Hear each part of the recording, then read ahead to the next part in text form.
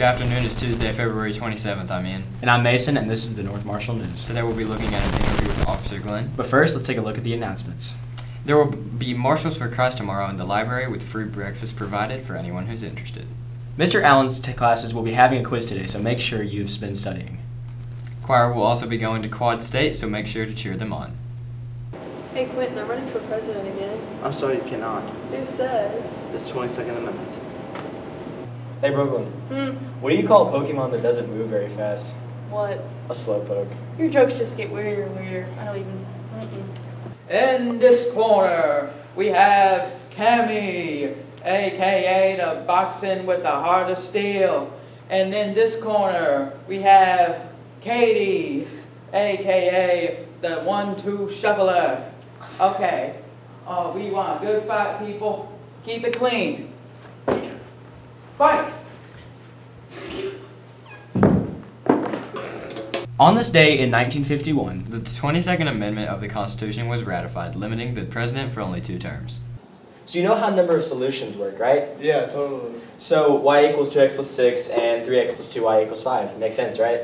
Wait, I think you lost me. Can you elaborate more? Yeah, sure. So you take this solution, since it's already in graphing order, you take this problem, you substitute it for the y to get what y equals, and then you can put all that back in and figure out what x equals. Oh, thanks for the elaboration. Okay, so today's interview is going to be with Officer Glenn. How are you doing, Officer Glenn? I'm good. How are you? I'm doing really good. So we got just a few questions to ask you about your Okay. job here as an officer. So the first one is, how long have you been an officer? About 28 years. 28. Going on 29 years. Oh, really? Yes. That's incredible. We appreciate your service. Thank you. And then, what made you want to become a police officer? Get you to that. When I was young, my dad became a state trooper, and Okay. then my uncle also became a state trooper, so I kind of grew up in the business. I got you. Always wanted to follow in their footsteps. So you had a lot of people to look up to I did. when it came to that. That's really Mhm. cool. Why did you become a resource officer? Because I had been on patrol for 24 years at that point, Mhm. something like that.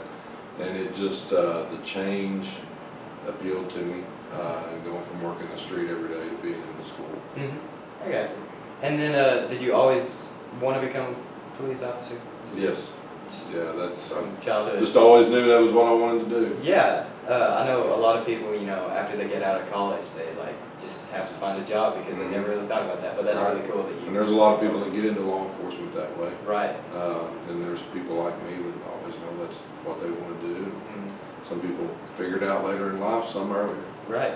And then, what school did you go to, or did you have to go to a school for law enforcement? And then what training did you have to go through? You have to go to the police academy. That's located at Eastern Kentucky University in Richmond. And you have to complete that academy and become a certified police officer before you can work for any agency, which the agency usually hires you and then sends you to the academy. So Okay. you're already employed while you're there. So how was your experience there? I enjoyed it. Yeah. I was a lot younger then. it was fun. Thank you so much for joining us, and we'll see you again next time. Well, that's a wrap for the day. If there's something you'd like to see on the news, let us know. Join us again next time For everything North Marshall.